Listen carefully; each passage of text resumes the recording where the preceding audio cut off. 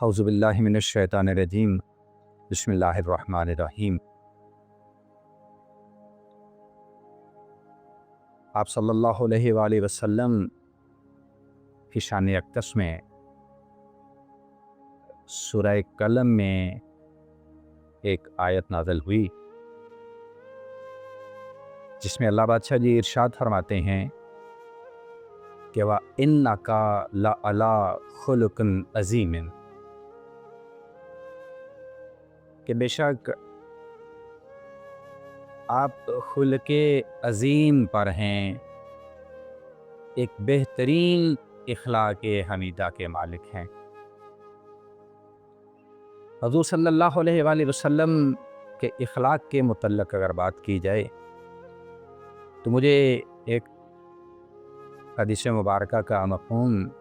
یاد آ رہا ہے کہ صحابی رسول نے حضرت عائشہ رضی اللہ تعالیٰ عنہ سے سوال کیا کہ حضور صلی اللہ علیہ وآلہ وسلم کے اخلاق کے متعلق کچھ بتائیے، تو آپ نے کہا کیا تم قرآن نہیں پڑھتے؟ وہ کہنے لگے میں پڑھتا ہوں، بہت اچھا پڑھتا ہوں۔ تو آپ نے ارشاد فرمایا کہ اگر تم قرآن پڑھتے ہو تو یہی تو اللہ کے رسول کا اخلاق ہے۔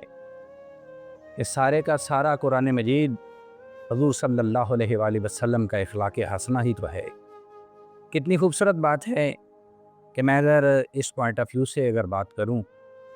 کہ قرآن مجید سارے کا سارا ہر دو صورت میں میں اگر کہوں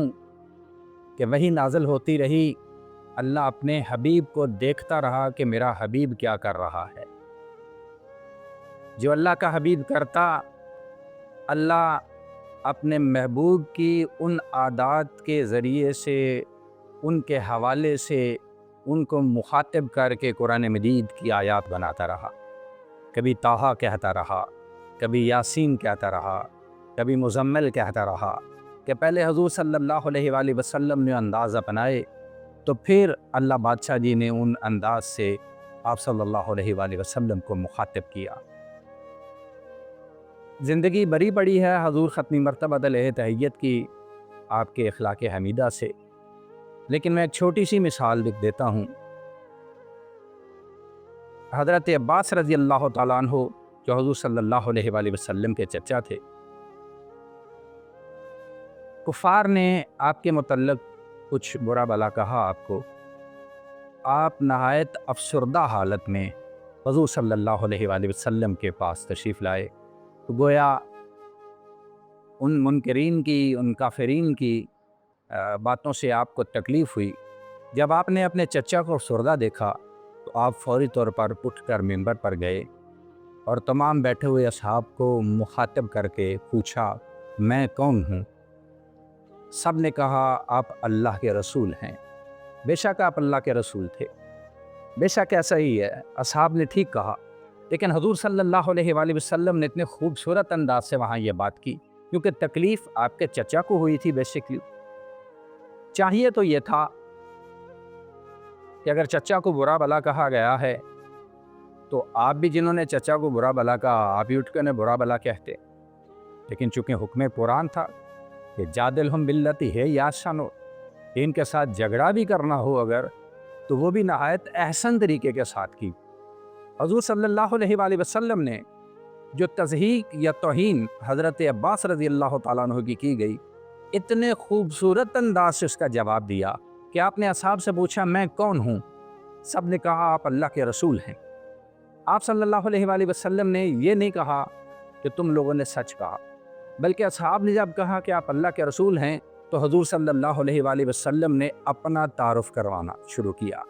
آپ نے ارشاد فرمایا میں محمد ابن عبداللہ بن عبد المطلب، یعنی گویا رسول اللہ صلی اللہ علیہ وآلہ وسلم کا تعارف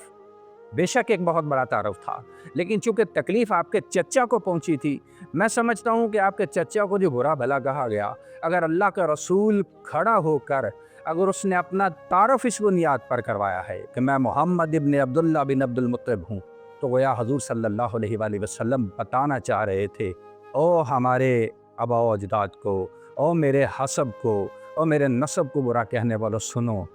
اللہ نے جب اس کائنات کو تخلیق کیا تو مجھے احسن الخلق قرار دیا، مجھے بہترین خلق میں رکھا۔ اللہ نے اس کائنات کو جو تخلیق کو 2 حصوں میں تقسیم کیا تو مجھے بہترین حصے میں رکھا۔ اللہ نے اپنی مخلوق کو قبیلوں میں تقسیم کیا تو مجھے بہترین قبیلے میں رکھا۔